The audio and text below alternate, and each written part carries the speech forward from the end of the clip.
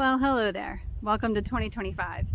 It's January 1st for me today. I've got bread baking in the oven, so I thought I would run outside and get some fresh air and sunshine while that's going on, and also say hello to you. Welcome back to the Boring Country Life. One of the things I want to do this year is keep track of how much bread I bake, at least the sandwich loaves, because those are easier to number. And today I'm starting out with 4 loaves, all of which are going other places.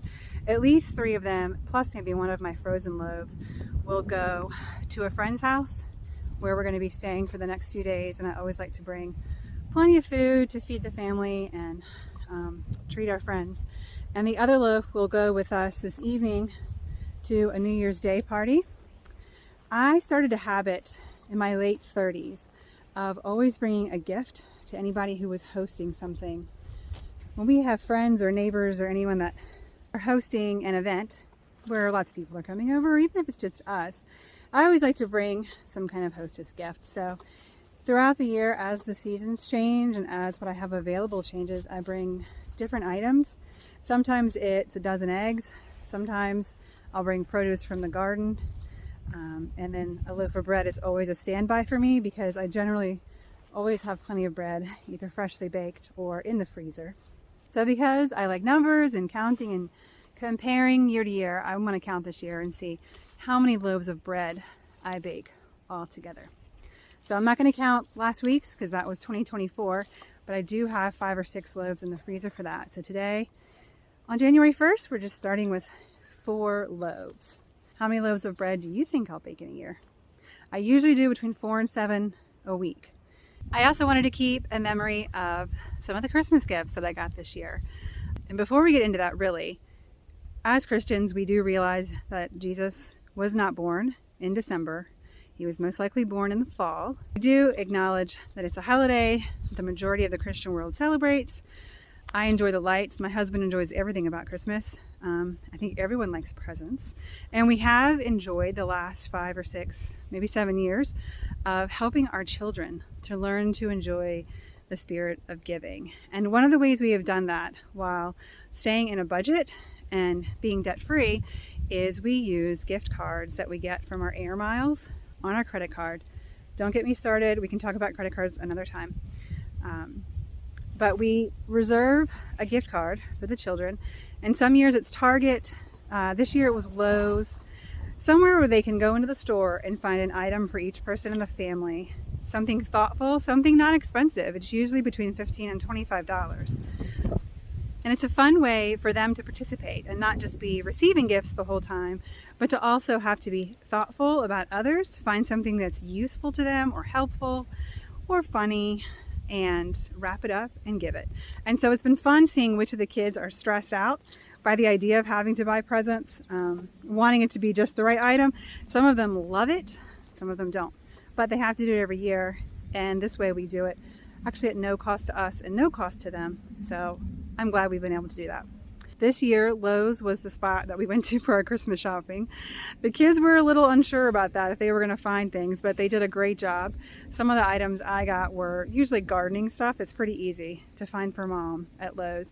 And my husband got some tools, some stuff for around the house that he needed from the children. My husband got me this Hori Hori knife, which I had asked for the garden. I've never had one before. I look forward to trying that out this spring and summer when things start growing again. And of course, some more wool socks from Darn Tough. That is my favorite sock company. I even got those socks for lots of family members this year so they could enjoy them as well. The timer for my bread's going off. I need to run back inside, get those pulled out and cooling off. And I also need to make some cornbread muffins. And then for the party we're going to this evening, I'm going to be making taco salad and fruit salad. Well, there was a little change up in our plans for today, but I had to throw my jacket on top of my apron really quick and run some eggs over. I forgot I had promised to drop off at a friend's house. My friend lives just a few miles away and she will sell any extra eggs that I have, and she gets a really good price for them. So that actually helps cut down on some of the chicken feed expense. We do feed our chickens organically when they're not out free ranging. And so My cartons are still at her house. There's some pretty clear cartons that we use, and we tie a little bit of twine around them. So if I get a chance, I'll take a picture and show that to you when I get there, but gotta run those over to her real quick. One of the things I forgot to mention about our family Christmas shopping day is that we've been doing it since the kids were in the single digits. So it's always been kind of a fun day out together because all of us will go to one store and the kids get split up between the parents and they have to do the shopping for everyone else other than the parent that they're with. And then we kind of hide our presents in the car and switch parents and switch kids and then do the last little bit of shopping to help keep everything secret and surprised. And I don't mean to say that you can only give gifts that come with a dollar value. Our children do lots of creative crafts, they write poetry, but it's nice to let them have an opportunity to purchase something that they know has a long-term useful value as well.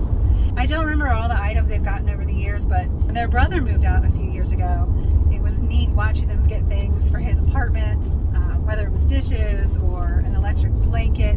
This year, one of them got him plants to have in there because every young man needs plants to take care of when he's living on his own. Here we are, ready to deliver the eggs. My daughter's friend told me during lunch today that I make the best bread. That was a sweet compliment, and I laughed and told her that it only took a solid 10 years for me to accomplish that goal. My family suffered during those learning years. Whether you're setting new goals for this year or you're in the midst of a 10-year experience, don't give up. Keep living and enjoying one day at a time. Sometimes the least pleasant parts of life give us the best laughs when we're able to look back and reflect. A lovely lady leavened a loaf of luxurious bread. How many literal loaves will she lovingly launch in the next 12 lunations? So what's your guess? I forgot to introduce myself. In case this is your first time hanging out here, my name is Jessie. I've been married 23 years, homeschooled or homeschooling 3 kids. I've lived in the country since marriage. We've been purposely gardening for over 10 years and 100% debt-free for a little over 8 years. Remember to not judge yourself based on your small beginnings. There can be a temptation to have a goal and want to reach it immediately, but we're here for the long game until the Lord calls us back. So remember to enjoy the challenges that each day brings and choose to live joyfully. To hear about our 15-year journey to becoming debt-free, including our home, watch this video.